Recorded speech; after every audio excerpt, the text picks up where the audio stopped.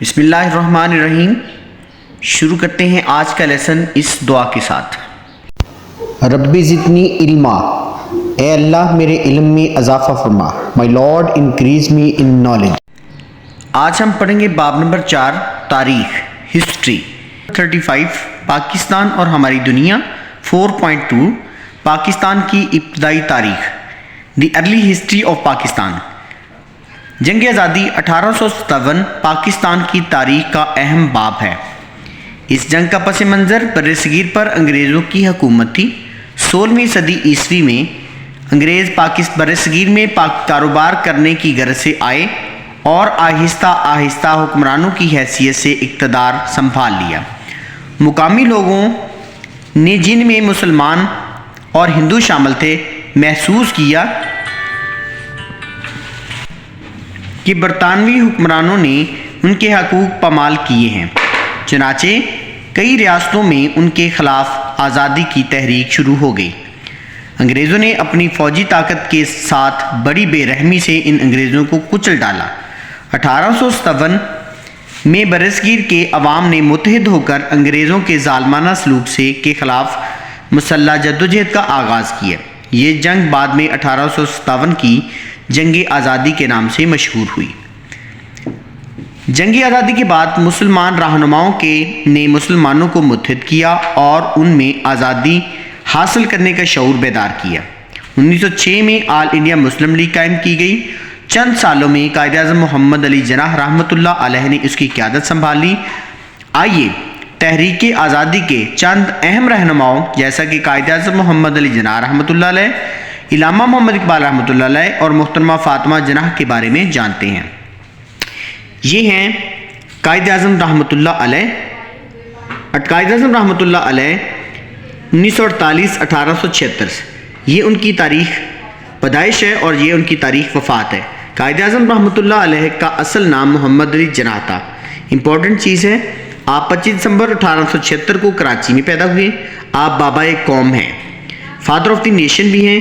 قائد اعظم رحمۃ اللہ علیہ کی محنت اور جدوجہد کے سبب آج ہم ایک آزاد ملک میں رہتے ہیں، اس لیے ان کو بابا قوم بھی کہا جاتا ہے۔ ہندوستان میں اس وقت ہندو اکثریت میں تھے، جبکہ مسلمان اقلیت کی حیثیت سے رہتے تھے۔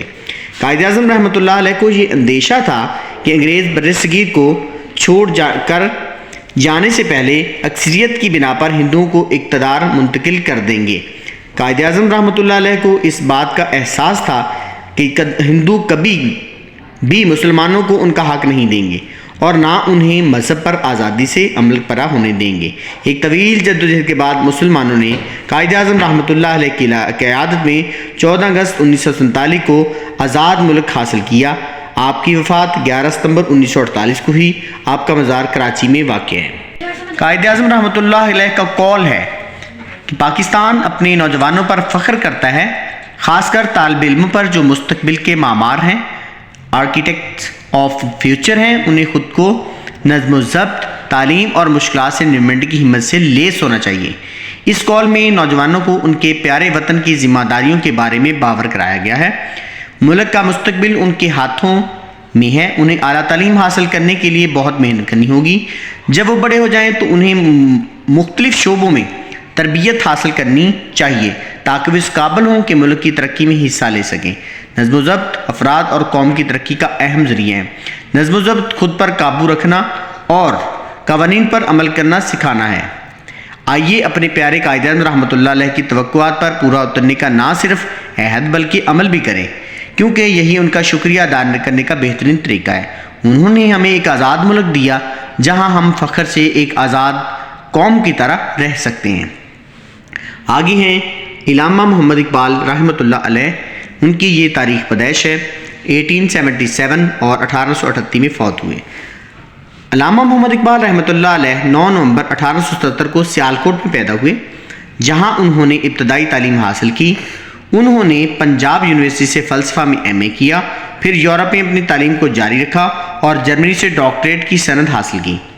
انگلینڈ میں لنکن ان سے قانون کی تعلیم حاصل کرنے کے بعد لاہور میں وکالت کا پیشہ اپنایا۔ علامہ محمد اقبال رحمۃ اللہ علیہ نے 1930 میں الہ آباد میں مسلم لیگ کے ایک جلسے سے خطاب کرتے ہوئے ہندوستان کے مسلمانوں کے لیے علیحدہ ملک کا نظریہ پیش کیا۔ علامہ محمد اقبال رحمۃ اللہ علیہ کو ایک فلسفی، شاعر، ماہر قانون دان، سیاستدان اور ایک عظیم اسلامی اسکالر تھے۔ انہیں شاعر مشرق کا لقب دیا گیا۔ انہوں نے اردو اور فارسی میں بہت سی انقلابی نظمیں لکھی۔ وہ مسلمانوں میں علم حاصل کرنے کی خواہش اور عزت نفس کو زندہ کرنا چاہتے تھے۔ انہوں نے مسلمانوں کو اسلام کے ماضی کی یاد دلائی اور اس بات کی حوصلہ افزائی کی کہ وہ ڈٹ کر بہادری کے ساتھ زندگی کی مشکلات کا مقابلہ کریں۔ ان کی لکھی ہوئی کتابیں بانگ درا، بال جبریل، شکوہ، جواب شکوہ اور ضرب کلیم بہت مشہور ہیں اور بہت سی زبانوں میں ان کے ترجمے بھی ہوئے۔ اگرچہ علامہ محمد اقبال رحمۃ اللہ علیہ پاکستان کی آزادی دیکھنے کے لیے زندہ نہ رہے کیونکہ وہ 21 اپریل 1938 کو انتقال کر گئے۔ یہ ہے تھوڑی سی ہسٹری علامہ محمد اقبال رحمۃ اللہ علیہ کی۔ پیج نمبر 36 چلتے ہیں محترمہ فاطمہ جناح کی طرف۔ پیج نمبر 37 محترمہ فاطمہ جناح 1893 سے لے کے 1967 تک ان کی زندگی کا دورانیہ۔ محترمہ فاطمہ جناح کی پیدائش 31 جولائی 1893 1893 اور وفات 9 جولائی 1867 کو ہوئی۔ آپ قائد اعظم رحمۃ اللہ علیہ کی چھوٹی بہن تھیں اور تحریک آزادی میں قدم بقدم اپنے بھائی کے ساتھ رہیں۔ پیشے کے لحاظ سے وہ دندان ساز، ڈینٹسٹ یعنی دانتوں کی ڈاکٹر تھیں۔ وہ اپنے بھائی کے ساتھ سیاست میں شامل تھیں۔ جب تک پاکستان نے آزادی حاصل نہ کی وہ ممبئی صوبائی مسلم لیگ کی ورکر کمیٹی کی ممبر رہی ہیں۔ انہوں نے آل انڈیا مسلم لیگ کی ویمن لیگ کو بھی منظم کیا۔ انہوں نے 1940 میں دہلی میں آل انڈیا مسلم اسٹوڈنٹس فیڈریشن کی بنیاد رکھی۔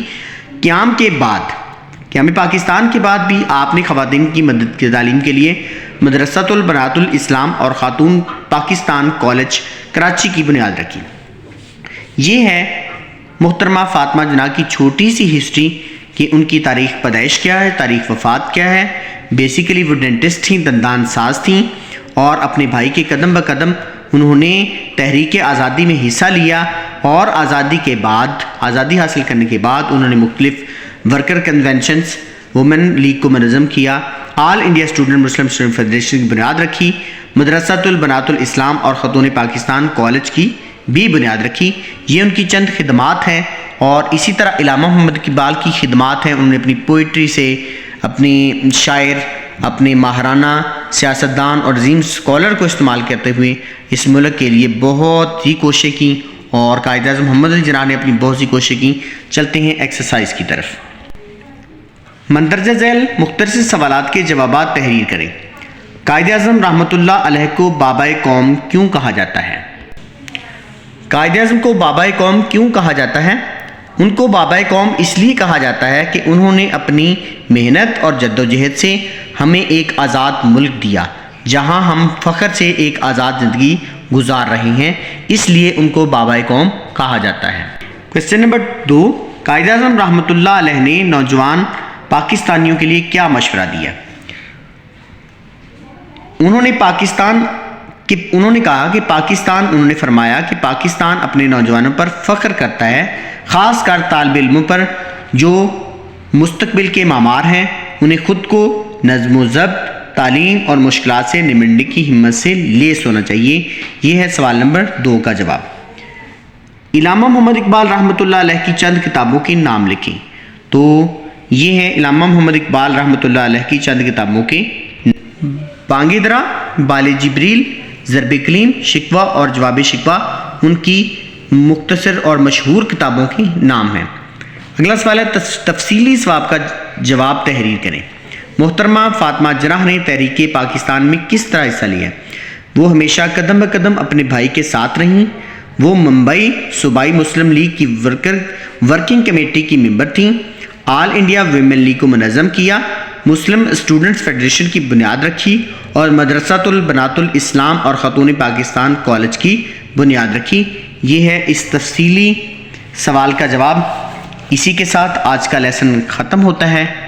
اجازت دیجیے، اللہ حافظ۔